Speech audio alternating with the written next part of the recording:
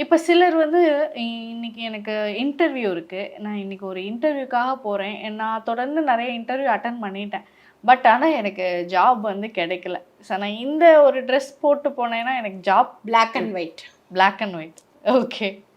அதாவது black pant white shirt. Okay. இது எல்லாருக்குமே செட் ஆகும். எல்லா ராசிக்காரங்களுக்கும் மேட்ச் ஆகும். இன்டர்வியூ முக்கியமா நீ இன்டர்வியூ போறேன்னா பிளாக் பேண்ட் போடு, ஒயிட் ஷர்ட் போடு. இல்லம்மா எனக்கு பிளாக் பேண்ட் எங்க பரம்பரையில செட் ஆகாது அப்படின்னாக்கா உள்ள போடுற உள்ளாடைகள் ஏதோ ஒன்று பிளாக்ல யூஸ் பண்ணு. ஓகே.